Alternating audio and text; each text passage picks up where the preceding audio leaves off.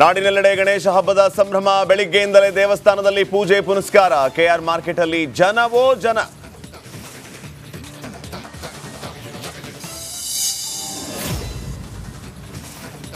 ಶಾಲಾ ಸರ್ಕಾರಿ ಬಸ್ ನಡುವೆ ಡಿಕ್ಕಿ. ರಸ್ತೆ ಗುಂಡಿಗೆ ತೇಪೆ ಹಚ್ಚಲು ಮುಂದಾದ ಜಿಲ್ಲಾಡಳಿತ. ಇದ್ದೊಬ್ಬ ಮಗನನ್ನ ಕಳೆದುಕೊಂಡ ತಂದೆ ಕಣ್ಣೀರು.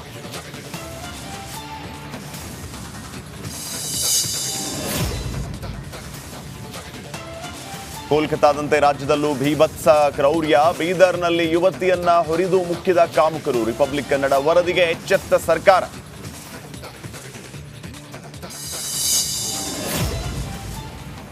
ವಿಜಯಪುರದಲ್ಲಿ ಮತ್ತೆ ಬ್ಯಾನರ್ ಕಿರಿಕ್. ಗಣೇಶೋತ್ಸವ ಸಂಭ್ರಮಕ್ಕೆ ಹಾಕಿದ್ದ ಯತ್ನಾಳ್ ಬ್ಯಾನರ್ ಹರಿದ ಕಿಡಿಗೇಡಿಗಳು. ಹರಿದ ಬ್ಯಾನರ್ ತೆರವು ಮಾಡಿದ ಪಾಲಿಕೆ ಸಿಬ್ಬಂದಿ.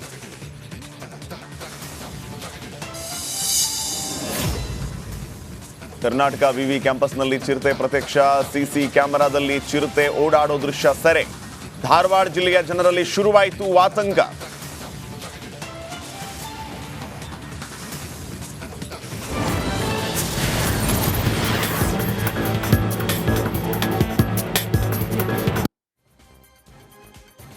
ನಮಸ್ಕಾರ, ರಿಪಬ್ಲಿಕ್ ಕನ್ನಡ ನ್ಯೂಸ್ಗೆ ಸ್ವಾಗತ. ನಾನು ಶ್ರೀಪಾದ್ ಪಾಟೀಲ್. ರಿಪಬ್ಲಿಕ್ ಕನ್ನಡ ಸಮಸ್ತ ವೀಕ್ಷಕರಿಗೆ ಗೌರಿ ಗಣೇಶ ಹಬ್ಬದ ಹಾರ್ದಿಕ ಶುಭಾಶಯಗಳು. ನಾಡಿನೆಲ್ಲೆಡೆ ಗೌರಿ ಗಣೇಶ ಹಬ್ಬದ ಸಂಭ್ರಮ ಸಡಗರ ಮನೆ ಮಾಡಿದೆ. ಇವತ್ತು ಗಣೇಶ ಹಬ್ಬದ ಹಿನ್ನೆಲೆ ಮುಂಜಾನೆಯಿಂದಾನೇ ಭಕ್ತರು ದೇವಸ್ಥಾನಕ್ಕೆ ತೆರಳಿ ಪೂಜೆ ಪುನಸ್ಕಾರ ನಡೆಸ್ತಾ ಇದ್ದಾರೆ. ಜೊತೆಗೆ ಇನ್ನು ಕೆಲವರು ಮಾರುಕಟ್ಟೆಗಳಿಗೆ ತೆರಳಿ ಹೂ ಹಣ್ಣು ಖರೀದಿಯಲ್ಲಿ ಬ್ಯುಸಿಯಾಗಿದ್ದಾರೆ.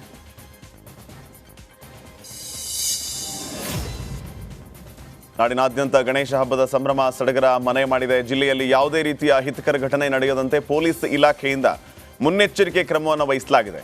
ಶಿವಮೊಗ್ಗ ನಗರದ ವಿವಿಧ ಬಡಾವಣೆಯಲ್ಲಿ ಎಸ್ಪಿ ಮಿಥುನ್ ಕುಮಾರ್ ನೇತೃತ್ವದಲ್ಲಿ ಆರ್ಎಎಫ್ ತುಕಡಿಯಿಂದ ಪಥಸಂಚಲನ ಕೂಡ ನಡೆಸಲಾಯಿತು.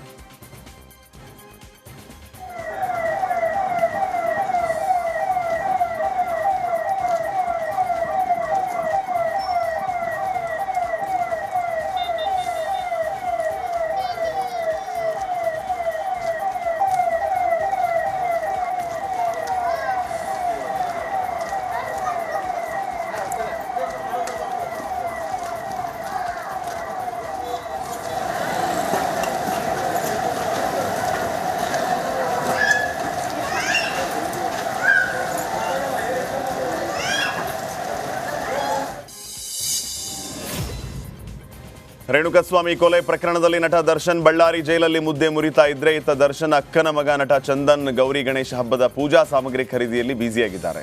ಮೈಸೂರಿನ ತಮ್ಮ ಅಜ್ಜಿಯ ನಿವಾಸದಲ್ಲಿರುವ ನಟ ಚಂದನ್ ಮೈಸೂರಿನ ದೇವರಾಜ ಮಾರುಕಟ್ಟೆಯಲ್ಲಿ ಹಬ್ಬದ ಸಾಮಗ್ರಿಯನ್ನ ಖರೀದಿ ಮಾಡಿದ್ದಾರೆ.